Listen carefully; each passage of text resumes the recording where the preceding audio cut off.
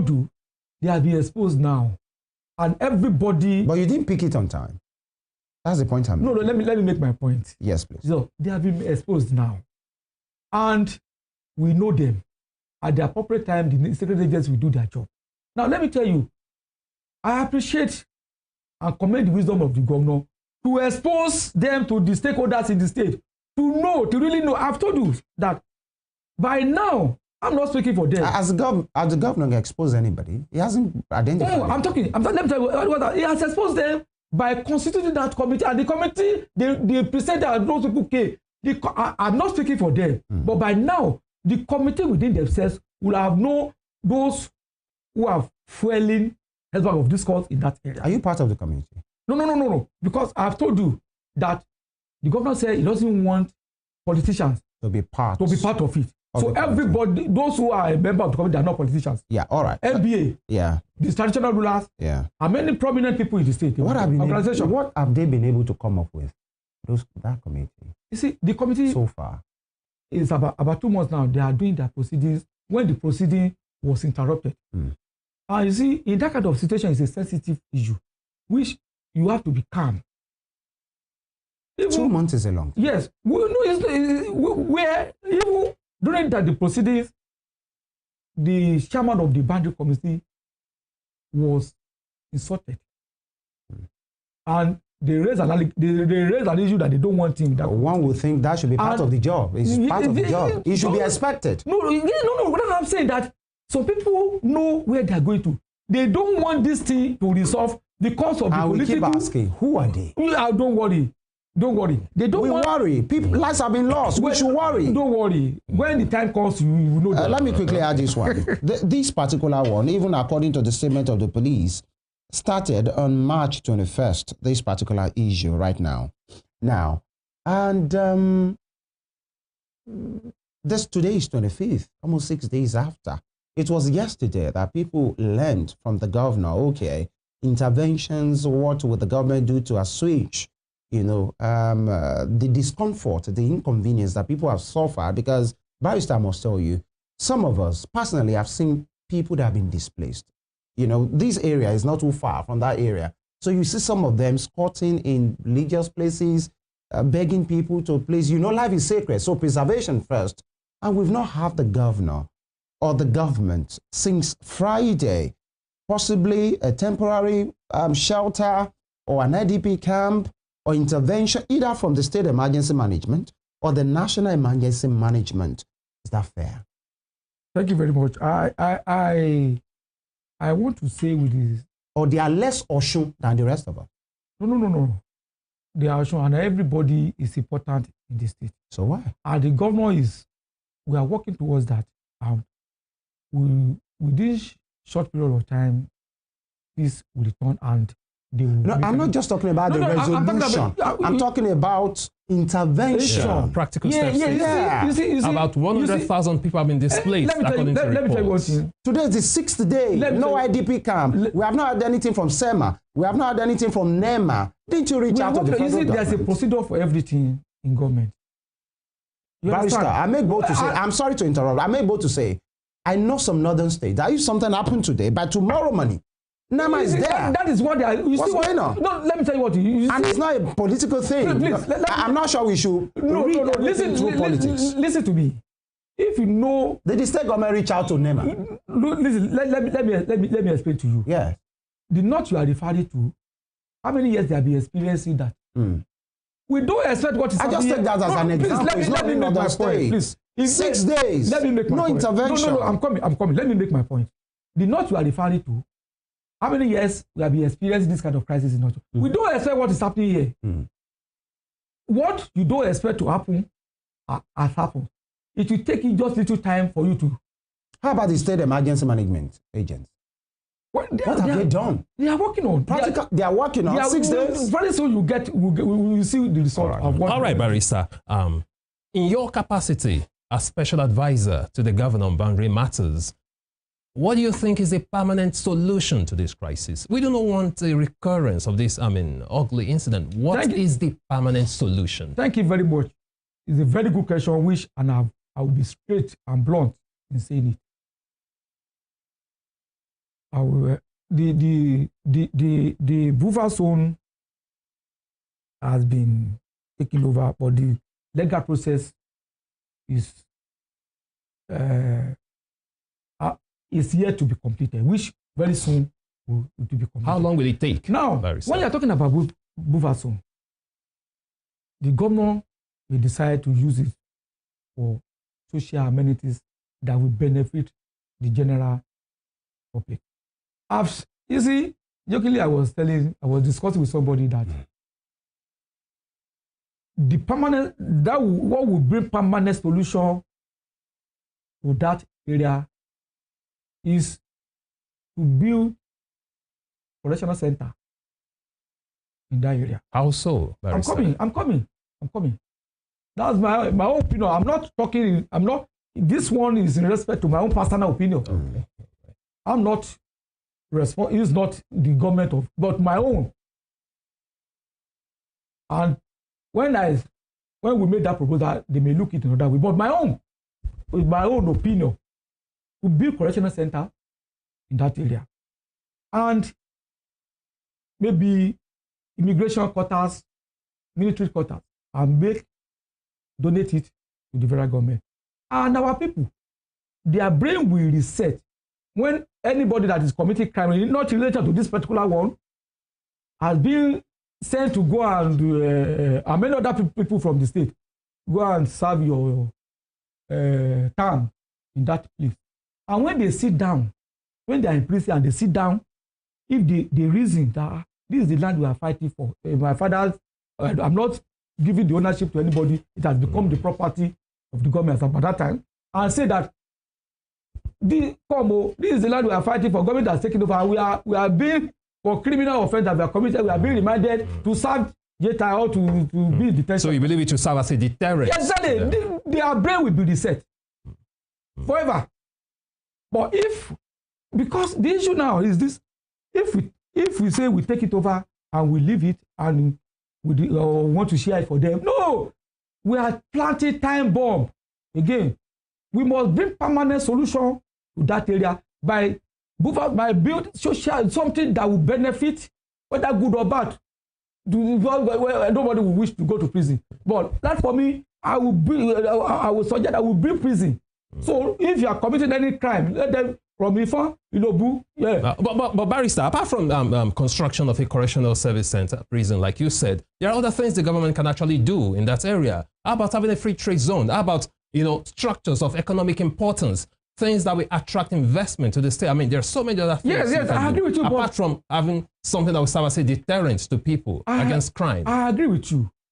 I'm saying the government may look at it in that direction. I agree with you 100%. But I'm saying, in my own personal opinion, because we see they said this thing has been lingering from 1970. Is it 1979, 77 or 79? That we have not gotten over. It's an inherited crisis. But for me, when you want to deal with those who did not respect the law, who are behaving like they are top of the situation, there's some radical action. Yes, it may be painful that we have to take steps to resolve, to bring permanent solution. If you're talking about trade zone, yes, but they may wake up one day and started.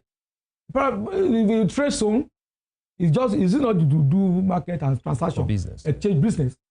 They may wake up one day and started chasing those who are there and create another problem again. But prison. All right. Yeah. But, many persons have been asking, especially those now around here, that they know that is perennial issue. And we are talking about the solutions now, just like Daniel has said. And you gave your own personal Bukola Onifade solution to say maybe a correctional center for deterrence and all of those things, and to take caution, according to you. But Ilobu and Ifon Osun, what was the Erin Osun component of this issue? How did Erin get involved? You see, the all of them, if you are not in that area, you don't know different. If you are coming to that area for the first time, please tell us. Yes, you don't know the difference between the two. There is a crisis between Erin and Ilobu. Over what? Over this boundary land matter issue. I visited the place myself, the chairman, boundary commission, the Justice Kunle Adeegbe retired, the security agencies, the present DG of Amateku. We know it's different from this particular Papa area that we are talking about that is creating problem between Ilobu and Ifon. But this one is between Erin and Ilobu. Still overland. Overland. But because of the crisis in that area is minimal, there's no bunny killing in that axis.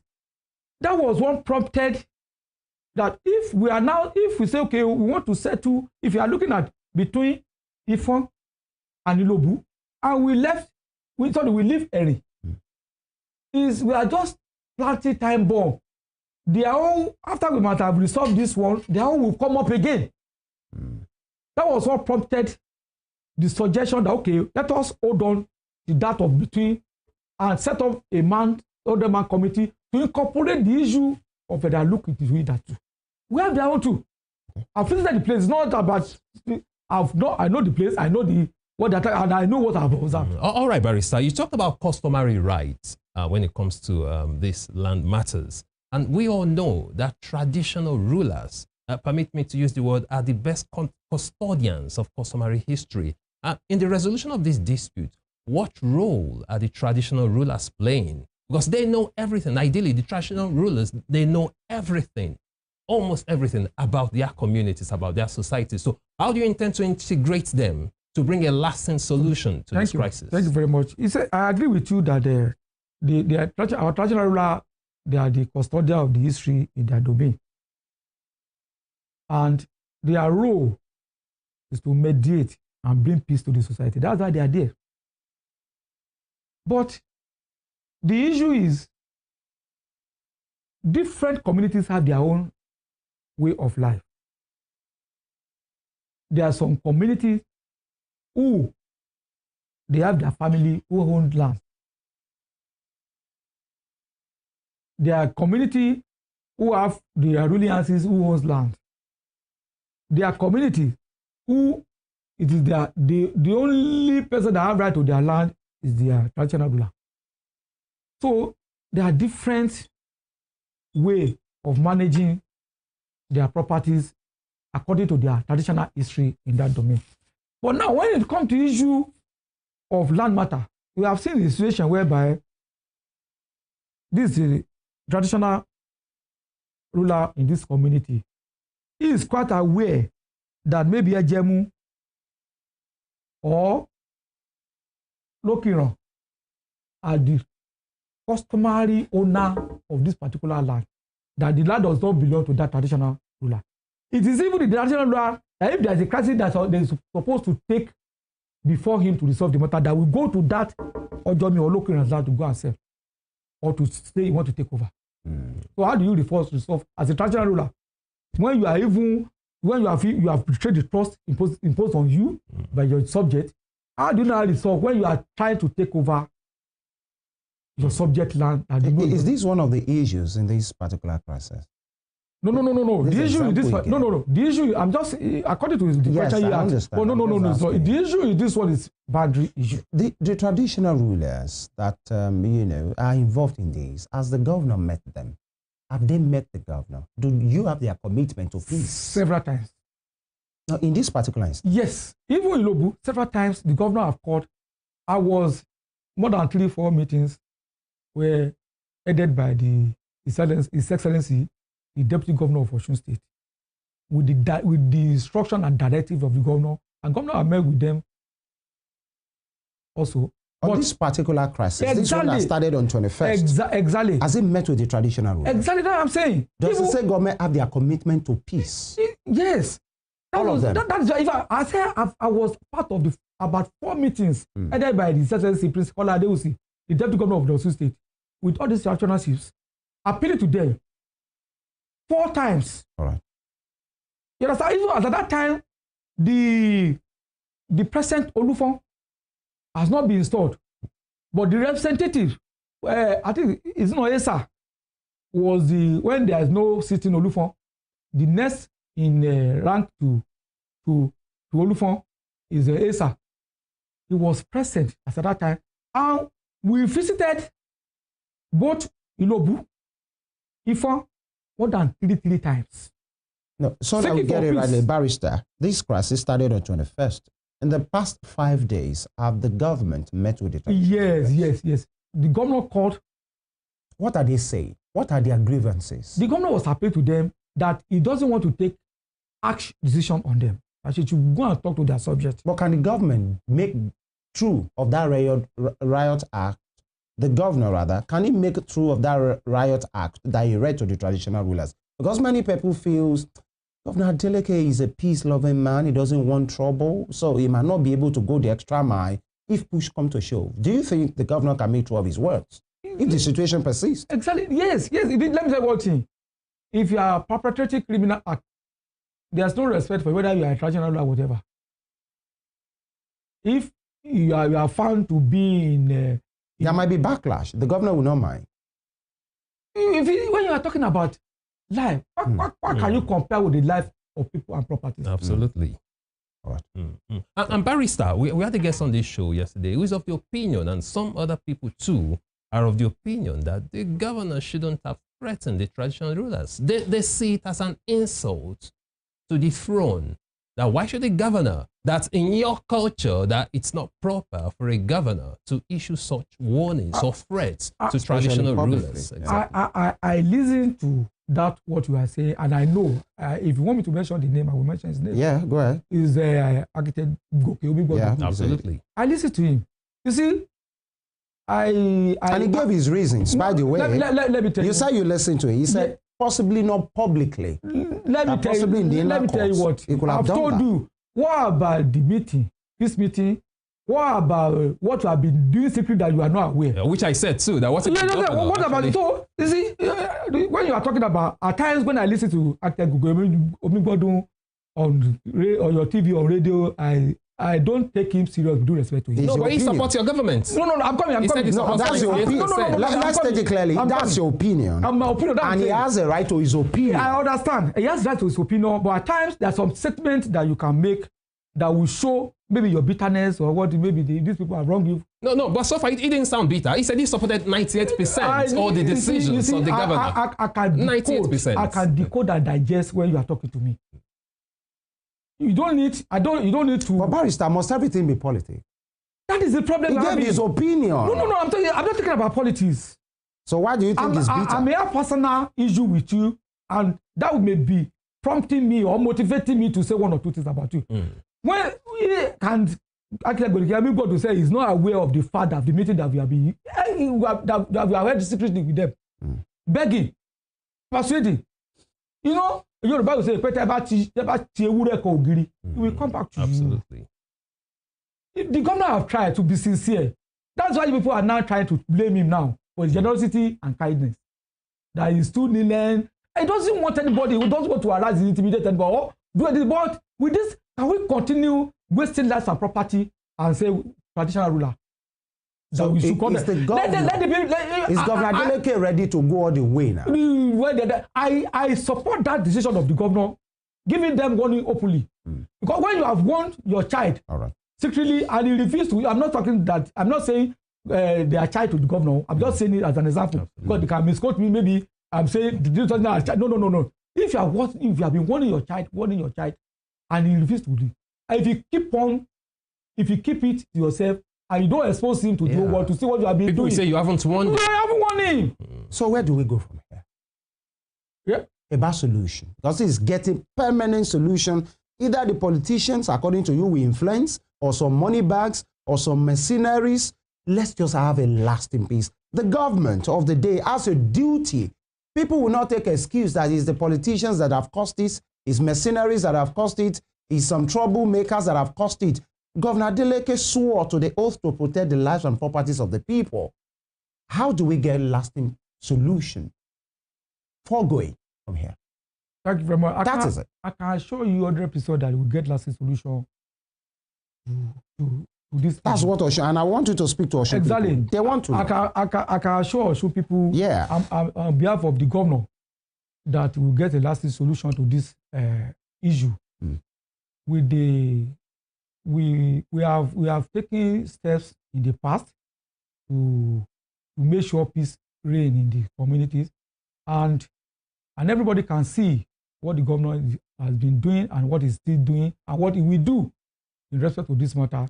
And I want to appeal to our people in the area, and the people in Osun State General as a whole, that we should remain calm and maintain peace, and warn those who believe that they can gain cheap political popularity or for election or whatever to deceit.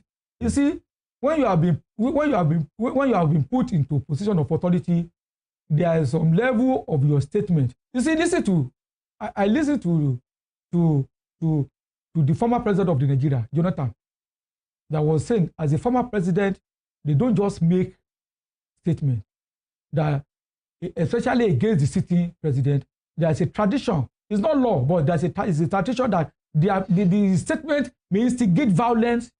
That is why they are being cautioned as a former president. You don't make reckless and unfounded, unnecessary statements. So that extends to those of us who are in a political position now, that we are looking at you as our leader. Any statement you make, positively, negatively, will affect the community. So I can assure you, we are top of the situation, and we'll bring lasting solution to this problem by the special. All right, so quick one before we allow you go. In one of the resolutions, is a public document that was released even by the state government on this matter. They said they have summoned the king ringleaders in the affected towns for interrogation and signing of peace undertaking. If you have identified king ringleaders that are fomenting trouble, why are they signing peace undertaking? Why not just prosecute them? Yes, when you are talking about because is this still a Georgia thing? You see, no.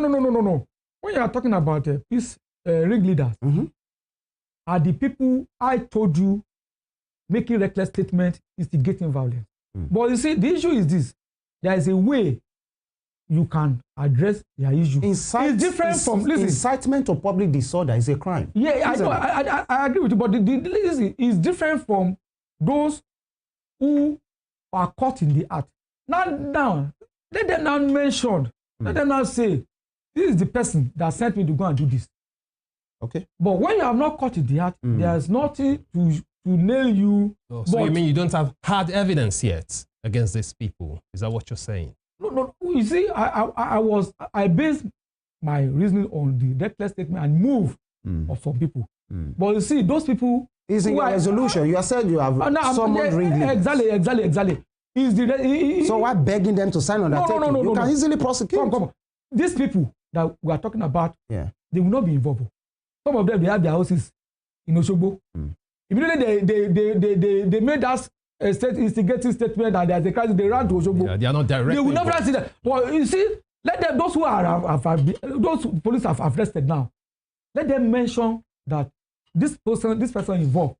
And you see the second component to that is the resolution invoking Cybercrime Act to nab those spreading old videos to incite more violence. Some will say, is this not government trying to gag the people from expressing their opinion by picture or videos on social media, by hiding under? Please reframe that.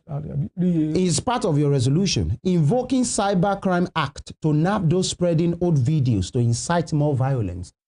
Now, some will say, are you not hiding under this to gag the people from expressing their opinion either by picture or video? You see, it's a criminal offense when you are doing that to instigate people. What the video you are seeing is a criminal offense, highly criminal in nature. Okay. The video you are seeing was what happened between this Ilobu-Erin in 2020.